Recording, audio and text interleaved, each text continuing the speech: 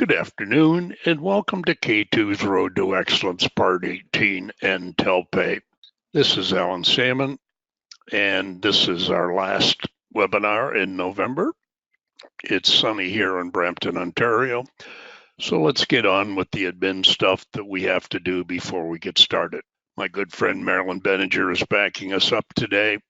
She's the go-to person for any technical problems and for questions. And I'll tell you how you do that if you're new to the webinar in a minute. Your microphones are muted for obvious reasons. You're welcome to take notes, but be aware that within 10 days of today, Marilyn will be sending you all out a package. In the package will be the recording of this webinar, my teaching notes, my teaching files, any questions and answers that any of you ask, and of course your CPD certificates. Questions get asked in the chat window, and at the end of this webinar, Marilyn sends us our questions, we answer them, and they'll be part of your package. If you're new to this webinar, we then get to the important item, CPD certificates. 5 times this morning, Marilyn is going to stop us and put up a polling question. That's a multiple choice question. You don't have to get it right, but you do have to pick one of the answers and click on submit. And if you're registered as recording 75% of the poll questions, you'll get a 1-hour verifiable CPD certificate. If not, it will be non-verifiable. And now on to the program for today. The name or the topic is power charting. And what that means is that I'm going to do a very, very short overview of basic charting and then get into some of my favorite tips and tricks. So let's find out where the audience is now. Marilyn, it's time for the first poll.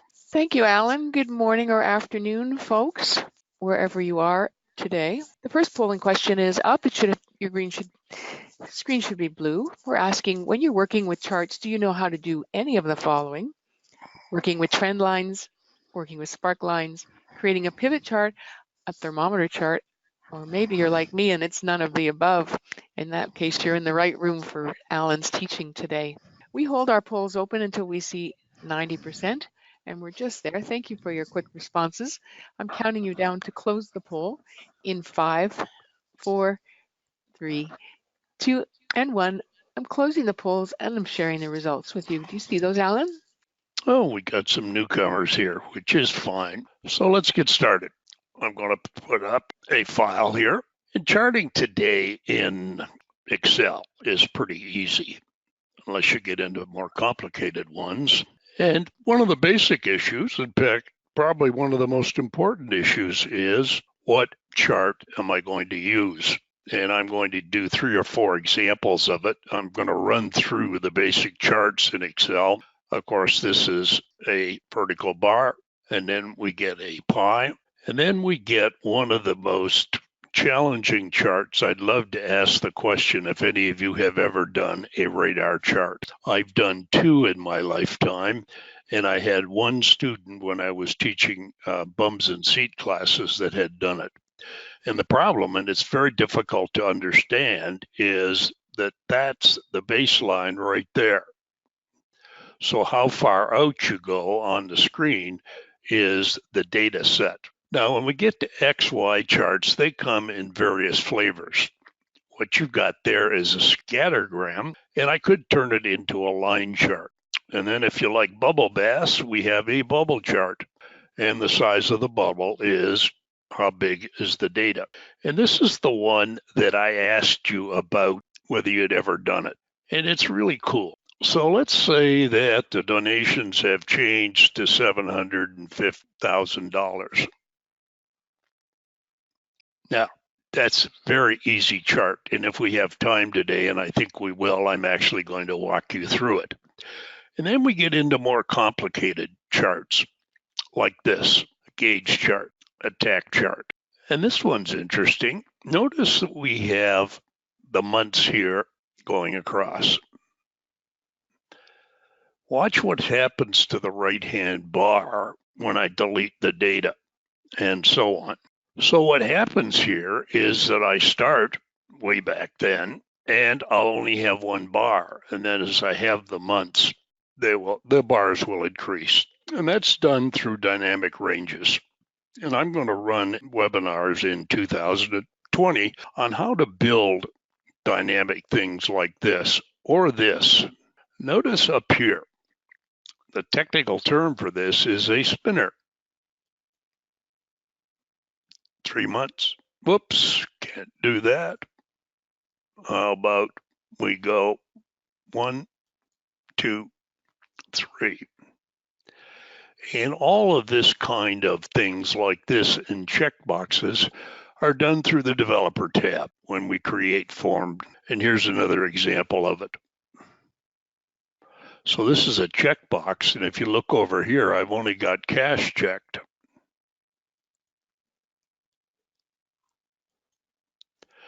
And as I said, this is beyond what I can do today, but I am going to do, as I said, a separate webinar on the whole concept of checkboxes and so on. So now, Marilyn, I'm going to put you on the spot with this next one in a minute. I'm going to put up the same data, and the data is right here. It's just the visitors to a website in 12 months. And I've charted this 6 different ways. As a vertical bar, horizontal bar, a pie, a line, and this is actually similar to a line. It's called an area chart. And then there's the website visitors in a radar chart. So Marilyn, which one would you pick? Well, it's a toss-up for me between line and the vertical bar. All right, and I think if it was me in this case, I would pick the vertical bars. To me, that tells the tale. Line does it, and remember that this is personal choice, but that's a key decision maker when you start to build charts. So as I said, when I get the right file up here, I'm going to quickly go through a couple of key elements in terms of how do I design a chart from scratch. And I got some very simple data here. I'm going to highlight it. And then I'm going to follow my nose and I'm going to go to insert. Now, the ribbon here is slightly different depending on the versions. Those of you that are on 2007 and 2010 are not going to see this recommended charts. Don't panic because you can do all the charts. This just gives you some options. So for example, if I go to the recommended chart, notice the first choice. And then we can go down here and we can visually see this as we go. However, if you're on 2007 and 2010, you're going to go to insert and you're going to come over here. There's a vertical or a horizontal, there's a line chart and so on. So let's just click here and I have a choice of 2D, 3D, and so on. I'm going to make it very simple. And there we go. Now, a couple of things. Up here, we have 2 new tabs, chart design and format. So I'm going to switch the rows to make it the way I would normally do it. So I've got north, south, and east. And then just like we have in tables and pivot tables, we've got styles.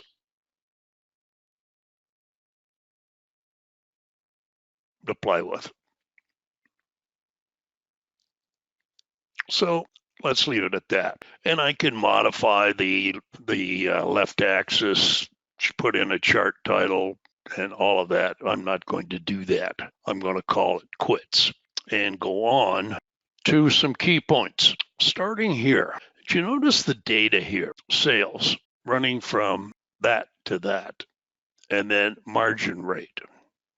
And at first blush, this is a challenging chart, and you'll see why in a minute. And logically, I'm going to make it a line chart, and I'll take the basic one. Well, that's kind of funny. Notice I've got the values here, but I've got no height.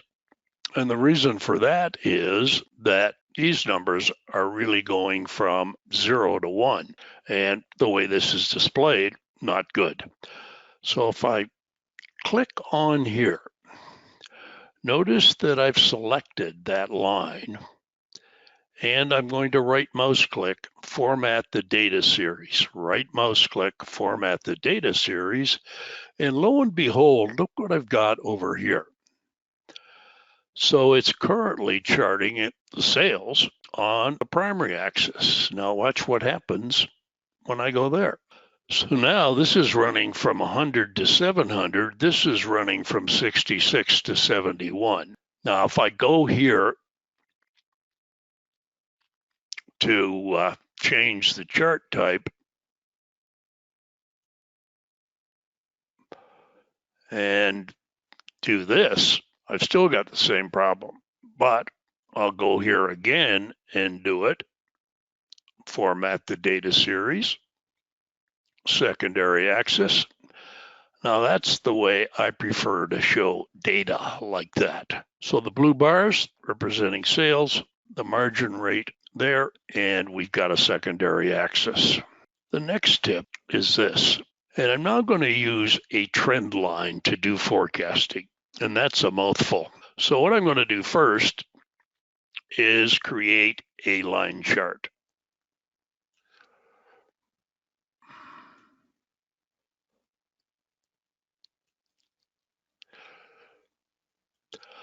And that's the one I want.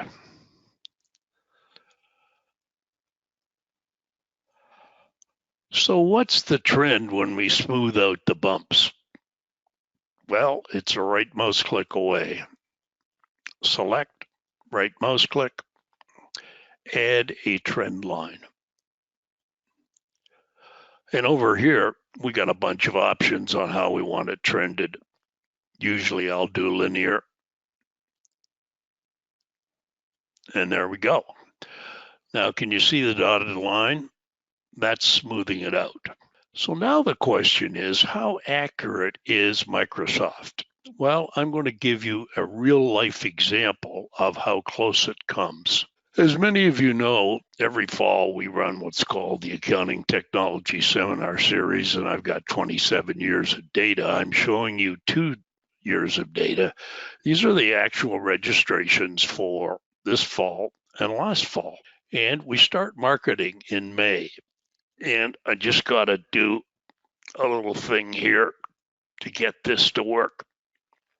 Okay, so there's the actual in May, there's the actual last year, and so on. And here's the trend line. So the end of May, we were forecasting that we would get 1,200, and that was a little low. So what happens when we go to June? Well, now we got a little more data, and looks like we're going to get over 400.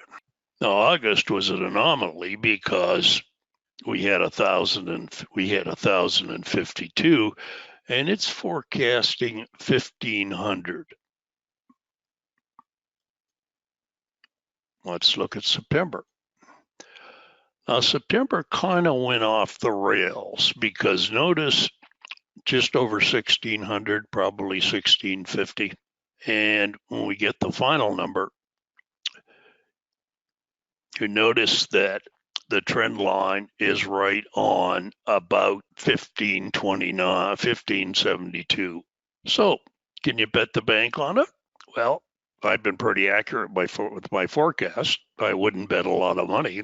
And of course, the strength of using this trend is having the data. Now, coming back to comparisons, and I'm going to use you as a test base. For the last 2 years, I've been doing a very extensive survey, and it's rolling out again this year. And we're currently having a debate on how the chart should look. So let me just blow this up just a little bit. So our tradition has been vertical bars like that. But the designer that I'm working with suggested this right here. And that is a horizontal bar chart.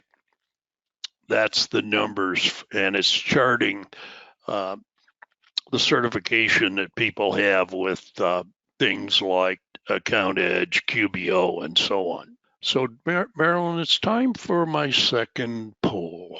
Can you put that up, please? Absolutely. So folks, we're going to ask you to remember the charts you just saw. Vertical bar chart was the blue darker one, and the horizontal bar chart had multiple colors and went from left to right. So we'd like to know which of the two charts you would think is easier to understand. And thanks for helping us out. Vertical, horizontal, or maybe you're a fan of both. We're already at 90%. Thanks so much for your responses. I'm going to close the polls, and I can't wait to see the results, Alan. Here we go. So Marilyn, you lose. And this is an in-joke. I've asked several of my friends like Marilyn and Ray Desjardins and Ward Blatch which they prefer. And so far, Marilyn is the only one that has selected the horizontal bar charts. And you all agree with me. Now, I think they're cute, but understanding this, for me, even for me, is a challenge. So thank you for your feedback. And let's get back to work. I'd love to ask how many of you are using pivot tables, and I'm sure many of you are. So I'm going to create a pivot table. And how much data do I have? 4,600. So that's substantial. Let's get back to the top. There we go. So I'm inside the table. And by the way, very important, you probably can guess, many of you, but this is formatted as a table. And there's reasons for that. So let's go and do an insert, but let's come over here and you see the pivot chart icon? Well, I have two choices. I could create a pivot chart without the pivot table, or I can create the pivot table and the pivot chart, which is what I'm going to do. So I've named that table sales data. All I've got to do is click on OK. So I'm going to build the table here, and I'm going to build the chart here, which will be driven from what's here. And we're going to make it really easy. We're going to do product and dollars. And there is a horrendous chart, absolutely useless. So we're going to come over here and go to row labels and click on value filters. And the one that I want is the top 10. So show me the top 10 in the table and then automatically chart that. Bingo. Now I can jazz it up like that, but I don't need to. So that's how easy it is to do a pivot chart. The next thing is something that came in 2013, and it's in all the versions since. It's called spark lines. And the easiest way I have to explain chart lines is in here, I'm going to do a mini line chart of that data. So to do that, I'm going to expand the table. And I'm going to make this trend. And then I'm going to go here, and again, I'm going to go to insert, and notice that we have that. And there's three different spark lines that I can have. I'm partial to a line, so I'm going to click on it, and it wants to know two things. Where's the data range? Right there. And where do I want the spark line to be placed? In H8. But I'm going to want to copy it down, so I got to change this from absolute to relative, like that. And there's my trend, or my spark line. When I copy it down, notice here, high at this point, low at this point, and so on. And some people call this cute. We're going to use these in our report this year, and I'm going to show you how we're going to use them when I get to here. There we go. So for each question, we develop a table like this. And this is from last year. So what's the firm's primary word processing software? Office 365. There's the numbers. And there's the spark line, but it's a little bit confusing because it's backward, because it's coming like this. So the spark line is going like this. And then Marilyn, this is how the charts are going to look with the numbers in here. Now, we can have different kinds of spark lines. So that's a line spark line. There's a column spark line. And I don't think that really tells the tale. So I'm partial to line spark lines. Now, one of the key things about charting is not only do you need to do the chart, but it has to make sense to the people that are looking at it. And I want to introduce you to what is called dynamic text boxes. So I want you to look at this one, and I'm going to change it to 500. And I want you to watch the chart change. And you didn't realize it. Well, I'll do this. Watch these three numbers here. There we go. So these text boxes, as they're called, will change as the numbers change. So notice we have a rank here, and that's the equal rank formula. So if I change this to 900, notice the rank has changed. And then if we come down here and look at this, I want to print average sales for the period was. And then I want to join that with some text, the value in C13, which is the average. And then I want to print the number, and then I want to print the units. Down here, I've got this. Again, we've got a lot of text in, and I'm using 2 VLOOKUPs to find the right rank. Once I've done that, I just create a text box here and notice the formula. Go to sheet 1, go to A15. Best-selling one was that. And finally, I want to wrap up, and I'm running out of time, to show you a combination of what we're doing here. So this is pretty easy. I could chart just that data, and I would get those kind of bars. But I'm picky. I want the top value in this range to be in blue, and I want the minimum value to be in red. So this is a conditional format. And you notice that I have 3 columns here. So if we look at this formula, if B4 is the max in that range, then use that value. If it's the minimum, use that value. And if it's neither, use that value. And then when I'm doing my chart ranges, I'm charting all that data. And watch what happens. We'll change this to 650. Isn't that kind of cool? Now I'll be getting into depth more with this sort of thing, plus the check boxes and so on, as I said, in early first quarter of next year. So it's time for me to wrap up, Marilyn, so we need the last poll. That was awesome, Alan, as usual. Thank you for that. This is the third of 5 polls, folks. So you need to answer at least 4 or 5 to earn a verified PD credit. This question is about Microsoft Word, and do you know how to do any of the following? Use styles, use building blocks and quick parts, work with tables, use the navigation pane, or none of the above, in which case have we got a webinar for you. And that'll be coming up. Alan will give you information about that at the end. We're right about 90%. Thanks so much for your quick responses. I'm going to close the poll in 5, 4, 3, 2, and 1. I'm closing the poll, and there are your results, Alan. All right, so that's a lead in to the next webinar that I'll be doing in early December on Microsoft Word. So it's time to do a handoff to Josh. Marilyn, take it away. And I will. Thank you for that. So Josh, I'm just going to be sending you the yes, no. Let me know if you see that. We see your screen.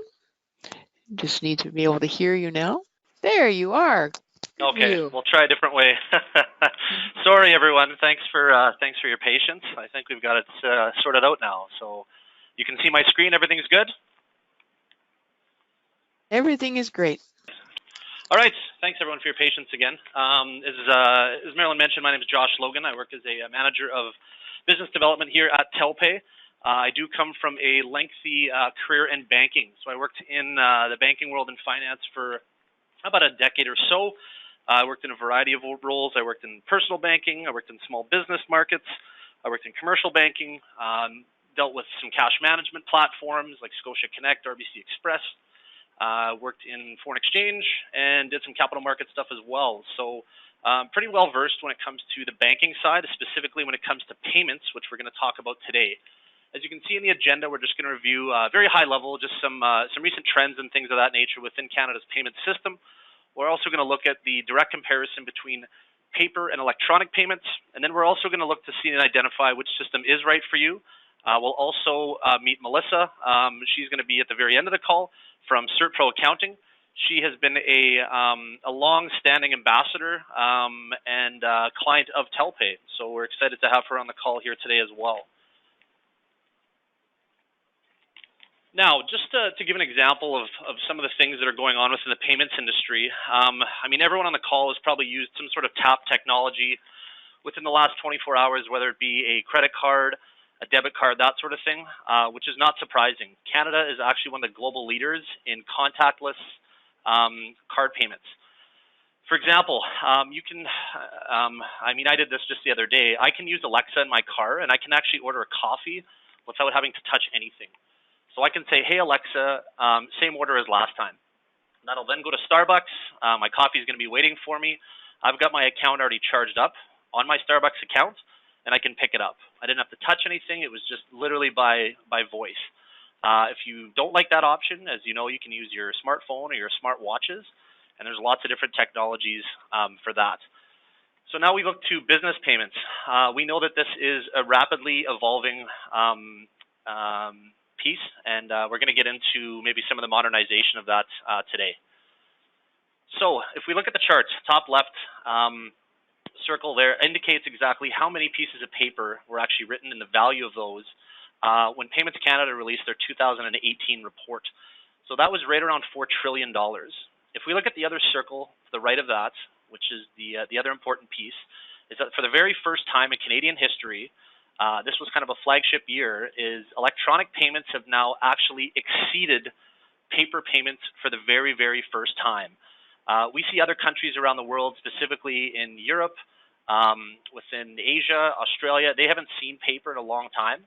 And Canada, we're a little bit behind, but we're actually eventually going to be getting there. So you're going to see that for your own businesses and for your clients as well. Now, if we look at efficiencies and productivity, the C.D. Howe Institute, based out of British Columbia, actually estimates that if we were to take out 1/3 of the checks that are circulating within the Canadian economy right now, we could actually improve our efficiency by 2%. We would look at businesses saving anywhere between about $1.5 billion to about $4.5 billion, which is fairly substantial. When it comes to business check use, a lot of people are still writing checks for rent. They love to write checks and they love to post date them. Some of the times the limits to send an EFT transfer or an electronic payment for a rent expense, it might be in excess of $10,000, it might be $100,000. That might actually teeter on the limits that you're only allowed to sell within the bank, or you're able to transfer, within the banks. So people still are writing those rent checks. One of the biggest surprises that I noticed was the second rank for the small and medium enterprise, that more than half the businesses out there are still writing checks for payroll.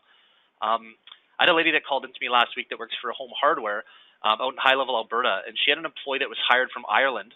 She actually issued a check to him, and he literally did not know what to do with the check. He didn't know whether he had to go to the bank, give it back to her. It was kind of comical in the sense that he actually didn't even know what a check was. So just to give you an example of some of those sorts of situations. A lot of folks are still writing checks for tax remittances, government payments, rather than utilizing some of the online platforms that are available to them as well. So some of the obstacles to accepting electronic payments, the cost to implement. So speaking from my banking experience, and I'm not sure if anyone on the call is familiar with something called corporate creditor, but in order for a business to actually get on an online banking payment list, so for instance, I run Bob's Books or I run ABC Mechanical Services, in order for me to get paid electronically for my clients on that online banking platform, I have to apply for corporate creditor. So corporate creditor is going to cost me $125 to apply. I'm going to have to pay a monthly fee to maintain on that list. It's customized whether I'm a member of that bank or not, and then I pay per transaction. So if I run Bob's books, I have to go to every single bank and credit union to be on that list in a lot of cases. That's quite expensive, and it's just not an efficient way of doing things. So that's one reason, and that's probably one of the biggest reasons is the cost to implement that sort of service. The other one is to making electronic payments. Some of the folks that are receiving payments, they like to get checks, which is actually quite surprising because they think that that's a lesser concern for security.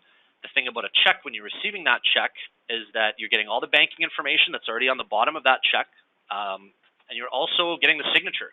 So if I'm a fraudster, I have two key components of trying to impersonate a check or to alter that check.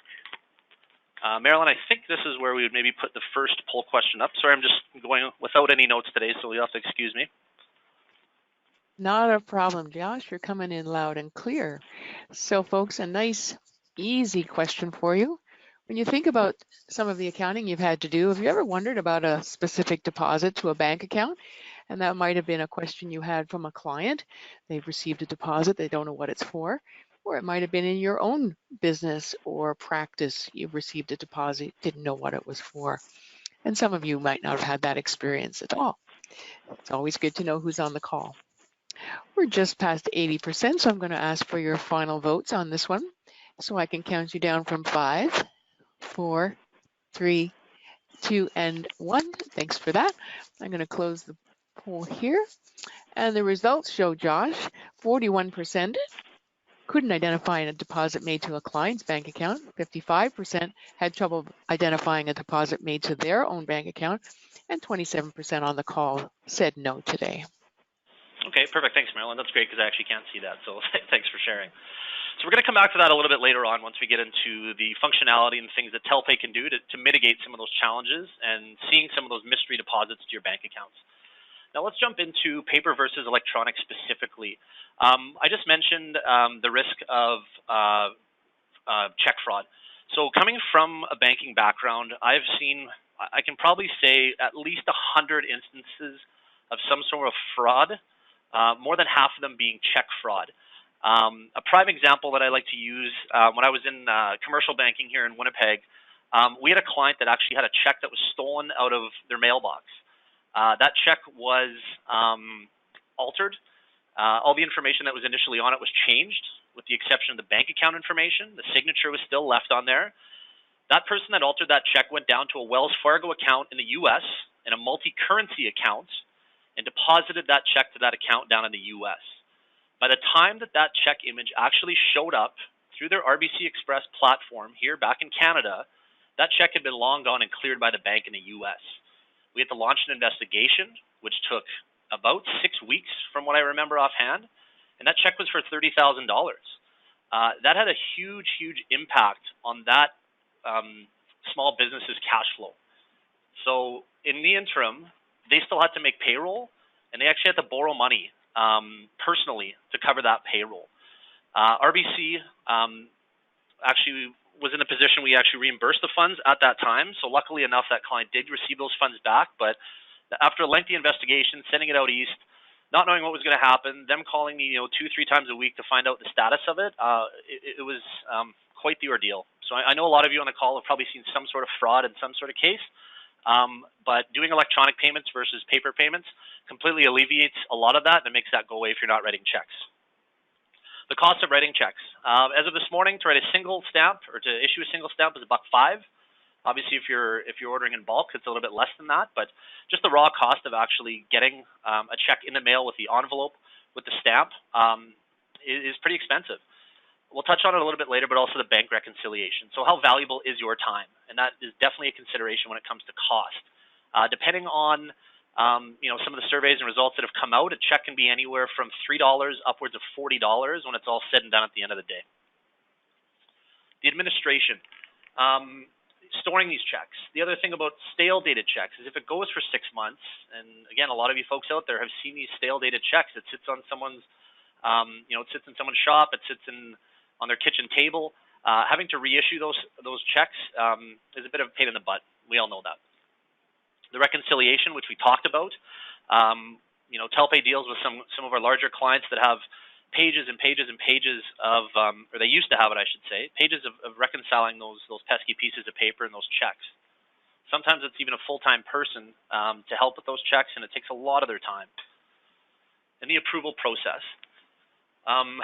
When you have a dual signing authority, if you have multiple board members and you're waiting for two people to sign, one person's on the beach in Cozumel, or someone's playing golf in Arizona for the next 6 months, it's tough, and you have to wait for them to come back and do that autograph session.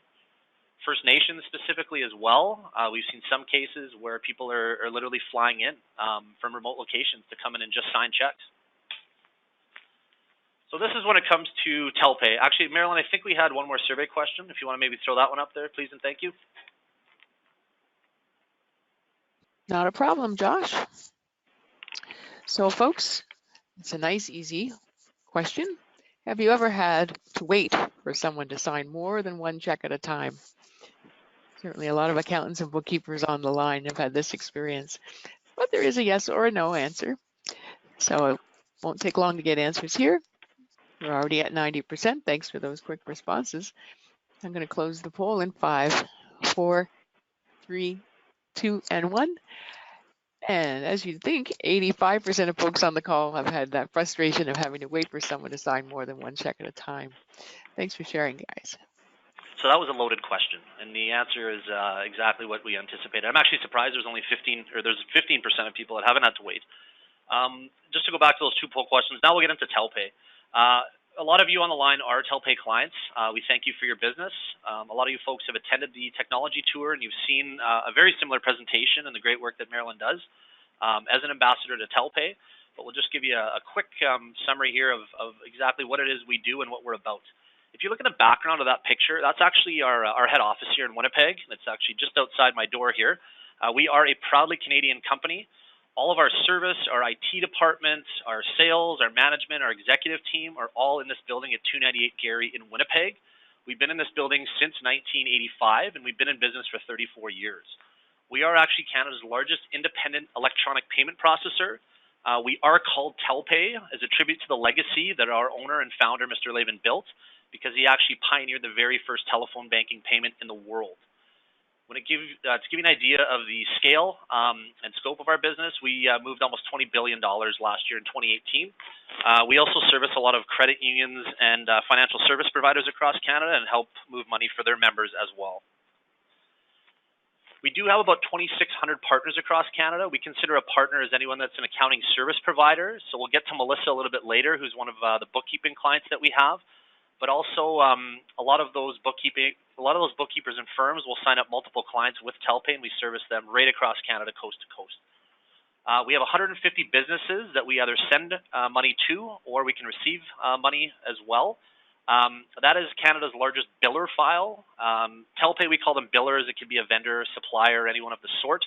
When I was with the other banks that I mentioned before, their file was around 15 or 20,000 businesses.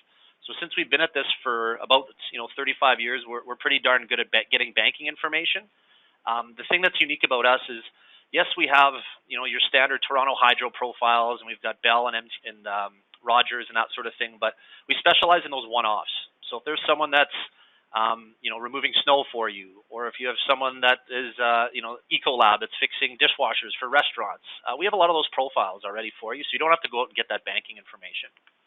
As I mentioned, all of our information is stored in Canada as well. And if you look at that building right there, the Grey Cup is actually going to be going by there in about 30 minutes from now. So everyone in the office is pretty excited about that. The parade's going to be headed right down this route, and we'll be headed out shortly to see that. And trust is our foundation. So Telpay, we actually govern ourselves like a bank. We have trust officers, and we are voluntarily audited quarterly and annually by BDO as well. We release our trust report if anyone is interested, just to give you the peace of mind knowing that your funds are in safe and secure hands.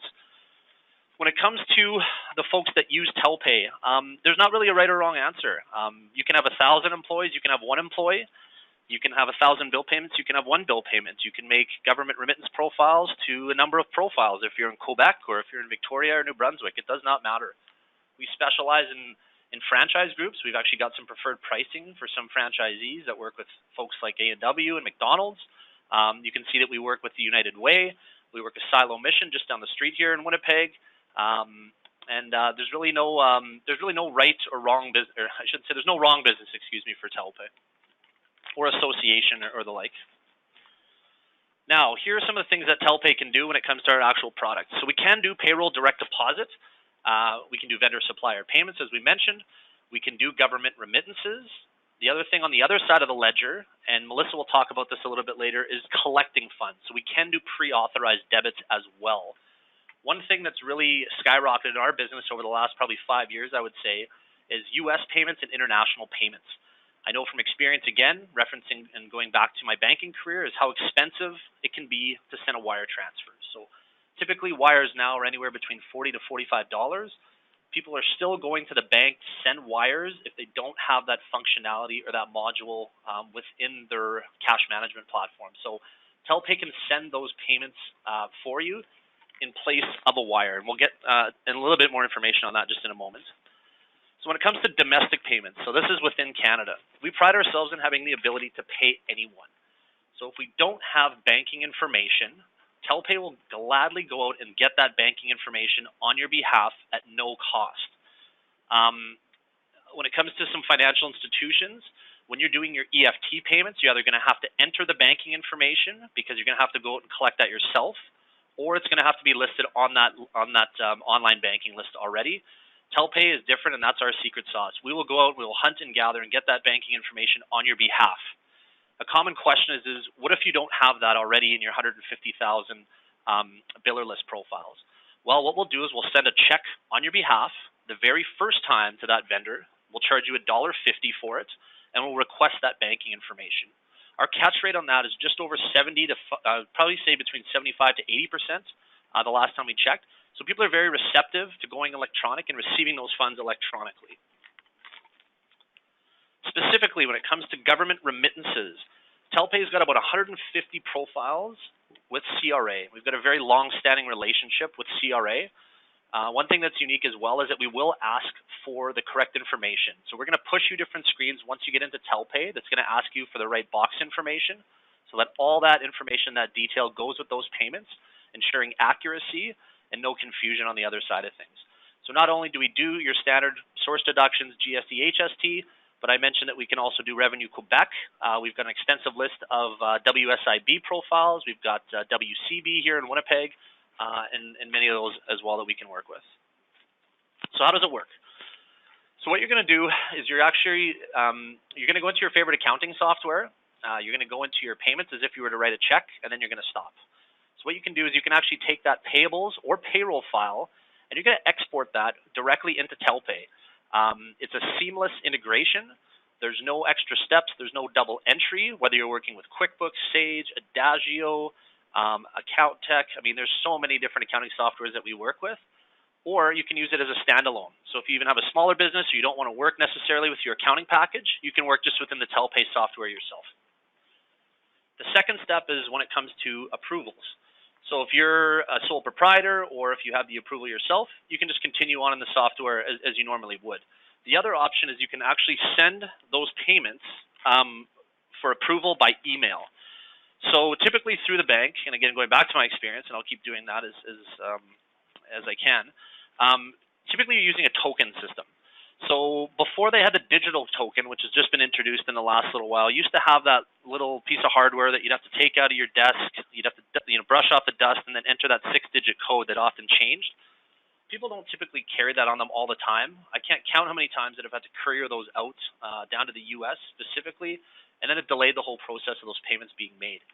Telpay is nice in the sense that you can send that approval by email. So once you've got your batch of payments all set up, you're going to simply click on a button that says email for approval. The person that's on the other side, whether it's a board member, your senior officer, they're going to get an email with all the detailed information of that batch. They're going to get the amount that's entered. They're going to get who it's being paid to, any invoice detail, and the date that it's paid. If they like those payments and they look good, they simply push approve, and that session's good. It's time, it's date stamped, you've got a bulletproof audit trail, you're good to go. If there's some payments that are in there that don't make any sense or you've paid them before, you can just simply click reject. there's a comments box. You're going to write in your comments. We paid, Jane Smith last week. You're going to send that back. The person that initiated the session can then make the necessary corrections, and they're going to send it out again. You don't have to create the whole session, so be mindful of that. All the other ones that were previously in the batch will still stay there. So quite a slick process. Once the approvals are done, your payments are going to be made. So the payments are made with the consolidated report, and it's either sent to employees, suppliers, or government remittances. The beautiful thing about this, and to go back to that very first survey question, is that we will send remittance details by email. So anyone that's receiving funds from Telpay is actually going to get an email or fax if you prefer ahead of time saying that you're going to get X amount of dollars into bank account ending in 123. You can expect it between this time and this time. And here's all the remittance details that's going to go along with that. For those 50 or 41 and 51% of you that said you've got money that's been plunked either into your bank account or a client's bank account, it makes that go away. So instead of you having to get that phone call, they can reconcile it on the other side with ease. Sending international payments. This goes back to the wire comparison. So Telpay partners with a company called Payline by ICE, based out of Victoria, BC. We can send money, and actually it says 140 currencies there, but we can send it in over 190 currencies. And again, the vendor is going to receive notification of when those funds are sent and full funds. So what full funds means is that occasionally you'll send a wire transfer for, say, $10,000. The receiving bank is then going to surprisingly charge you money on the other side, whether it's $40 or $50 to accept that wire. If there's any information that needs to be, quote, repaired, they're going to do that and they're going to charge you. The person that you're sending money to is now short that $40 or $50. They're going to notify you of that, and then you're often having to send more money again. When you use Telpay FX combined with Payline by ICE, that alleviates that problem completely, and they are guaranteed to receive full funds. The beautiful thing about this as well is that we will send it for a $2 Canadian flat fee. That is the best in the business. Now, the other side of the ledger, so pre-authorized debits. Not only does Telpay specialize and excel at sending money, but we also specialize in receiving money. So we deal with gyms, we deal with churches, we deal with accounting firms, property management companies, strata corps, you name it, we can collect money for all of them, and we already do. In order to set that up, you can still do that within the Telpay software, and you'll receive money within 5 business days. Now, going back, I think I mentioned this already, so you have to excuse me. We will work with any accounting softwares. Intuit, probably most of our clients are using QuickBooks. We do deal with Sage, Sage 300, Sage 50, ACPAC, any payroll softwares, and also any custom softwares. So an example is we deal with the Public Guardian and Trustee's Office here in Manitoba. They're writing about 4,000 checks a month. They've got an old legacy system that was built in the 1980s. We've been able to map to their program, and they can send us a file, and it works beautifully now. So our accounting service provider program. So this is those 2,600 accountants, bookkeepers. Not everyone on the line I know is one of those folks, but I'll just make brief mention of this. We do have an accounting service provider program that they can add value to their own clients. We won't charge any setup fees. We won't charge any monthly fees. Those are both wiped out for the actual bookkeeper themselves. We want to make sure that you're comfortable, and we encourage you to use the service. And for your own clients, we'll just show you some pricing here. Each transaction is going to be 50 cents. And like I said, if we are having to send a check that very first time, it's $1.50 per check. If you're doing payroll, direct deposit, or pre-authorized debits, we do have the same pricing structure. So it's $5 flat for those payments, which includes up to 33 payments, and then 15 cents additionally. If you have 8 employees, it's $5. If you have 18 employees, it's $5. Once you have, say, 35 employees, then it would be $5.30. Hope that makes sense. And then we look at the U.S. and international payments again. Both of those are for a $2 flat fee. So if we actually consider, I did have some statistics jotted down here, so you have to excuse me, but I can give you the gist of it, so bear with me. So Payments Canada actually did a survey with some millennials and Generation Zers for those down south, and their preferences. A lot more folks are using ride-sharing apps like Uber just because of the simplicity on how to make those payments. We're seeing a huge increase in things like DoorDash, Skip the Dishes as well. because people like the convenience of the payment methods and the convenience of the actual service that's being provided to them. So we do kind of wonder where things are going, if people are still going to be writing checks. It's very unlikely the next generation of folks that are coming through that are going to be running our firms to write them. And this next picture is going to be a familiar scene around the holidays. And these are our future leaders of tomorrow. None of them are likely to ever write a check, and I don't anticipate the trend going back in the opposite direction. Here's my contact information if anyone has any questions. If they'd like to chat about and identify if Telpay might be a right fit for their business, their firm, their association, their non-for-profit, I would be more than happy to go through that with you, and we can identify where things might be a fit. I'll now turn it over to Melissa, and she can take it from here. Awesome. Okay, thank you. Hi, everybody. Welcome. I will be very fast as I know you've been on this for a while. As Josh mentioned, I'm Melissa Michalke with CertPro Accounting Team. We are a bookkeeping firm here in Winnipeg, Manitoba. I use Telpay in two different ways. I use it with my customers, my bookkeeping customers, as well as I use it for my bookkeeping firm. So obviously when I'm dealing with my bookkeeping customers, I'm using it now for payables, payroll, and government remittances. And we're actually starting to get into the international payment route with a couple of our customers. I'm finding my customers are just really enjoying this as it's fast payments for them. We can turn a payment around, 48, 24 hours. They don't have to deal with the mail service anymore. Ease for them, low fees, and no more like running around to try to sign checks, whether it's them, whether it's me. We can do it kind of from anywhere. They get that email and they know what's being paid and they can okay it and out it goes and a transfer is done. So it's just been really beneficial in cutting down time for the bookkeeping area of their businesses.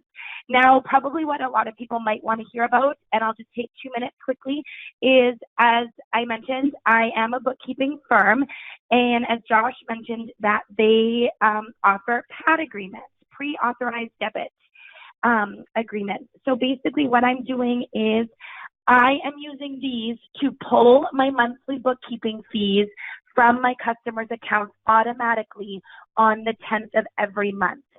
So for me and my business partner, we now have no AR anymore.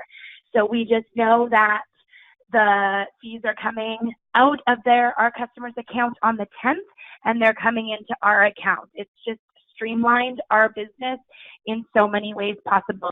Timing, again, we don't have to run around to the bank. We don't have to run around picking up checks. We're not waiting on checks. We just have an agreement that those fees are being withdrawn each month. And just lastly, I'll just say that Telpay's customer service is excellent. If I ever have an issue, it's never a long wait time. I always reach a friendly voice that can help me and take any problem off of my hand. So that's kind of my experience with Telpay. Thanks, Melissa. Well, I get to wrap it up. And of course, I need to do some thanks to Josh and Melissa, and of course, Marilyn, and to you, the audience. Before we go, K2E Candidate has some paid webinars, and I'm going to call one up on the screen. The one that is a companion to what I've just done today is this one, Improving Communication with Effective Visualizations. It's 2 verified CPD credits, February 24th. And when you get the package from Maryland, there will be a link where you can register. So that's it. Hope to see you again, I think next week. And it's a wrap.